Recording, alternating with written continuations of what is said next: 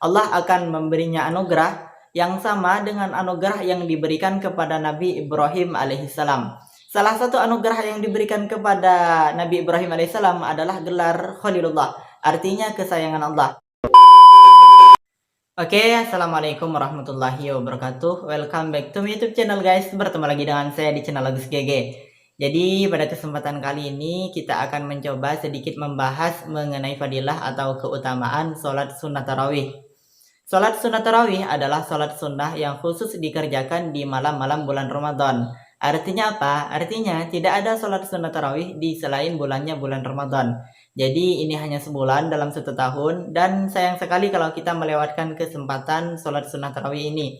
Karena banyak sekali fadilah atau keutamaan yang bisa kita dapatkan atau bisa kita raih dengan cara melakukan sholat sunnah tarawih. Nah, berikut ini kita akan bahas keutamaan dan fadilah mengerjakan sholat sunnah tarawih dimulai dari malam pertama. Oke, langsung saja kita bahas.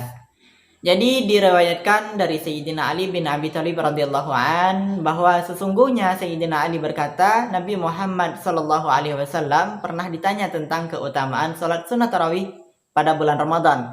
Lalu beliau pun menjawab, keutamaan di malam pertama, kalau seseorang mengerjakan sholat sunnah tarawih pada malam ini, maka keluarlah dosa dari orang mukmin yang sholat tadi, yang sholat sunnah tarawih tadi, seperti ia baru dilahirkan ke dunia oleh ibunya. Seperti yang kita ketahui bahwa kita dilahirkan ke dunia ini tidak membawa dosa dan kesalahan. Oke, next.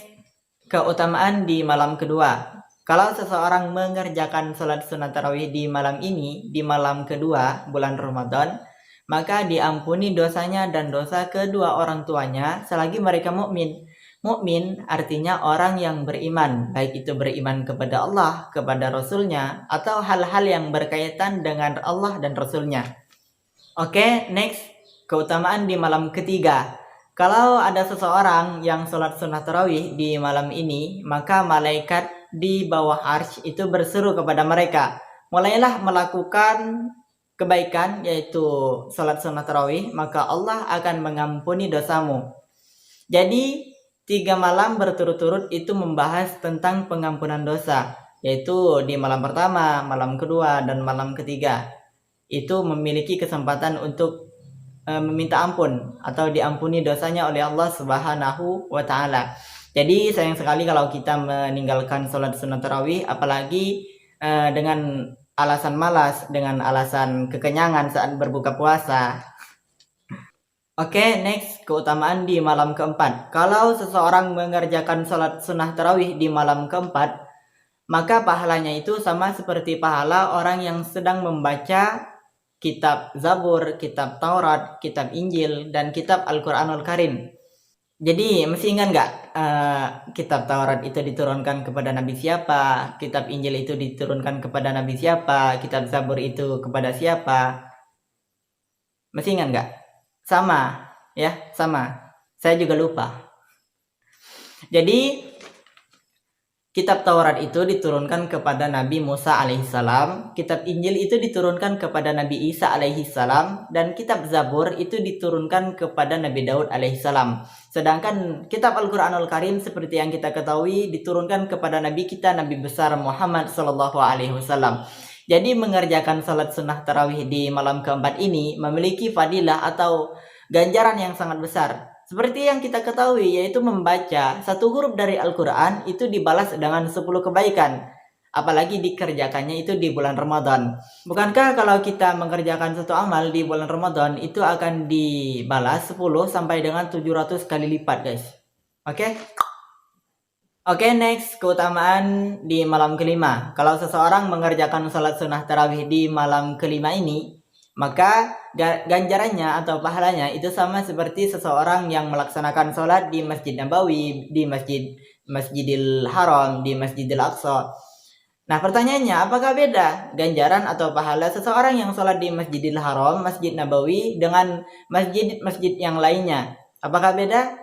Tentu beda. Seperti yang kita ketahui bahwa sholat di Masjid Nabawi itu lebih baik daripada sholat di 1000 tempat selain Masjidil Haram. Sedangkan sholat di Masjidil Haram itu lebih baik daripada 100.000 sholat di tempat lain. Bayangkan guys, ya. Itu kalau dikerjakan di lain bulan Ramadan. Seperti yang disebutkan tadi bahwa kalau kita melakukan amal di bulan Ramadan itu akan dibalas 10 sampai dengan 700 kali lipat. Oke, next ya, keutamaan di malam ke-6. Kalau ada seseorang yang melakukan sholat sunat tarawih di malam ke-6 ini, maka pahalanya sama seperti pahala orang yang bertawaf di Baitul Ma'mur. Nah, seperti apa pahala orang yang tawaf di Baitul Ma'mur? Yaitu pahalanya sama seperti memerdekakan budak. Jadi tidak cukup sampai situ saja. Seseorang yang melakukan salat sunat tarawih di malam ke-6 ini, batu dan juga tanah ikut mendoakan, memintakan ampun untuknya kepada Allah Subhanahu wa Ta'ala. Oke, next ya. Keutamaan di malam ke-7.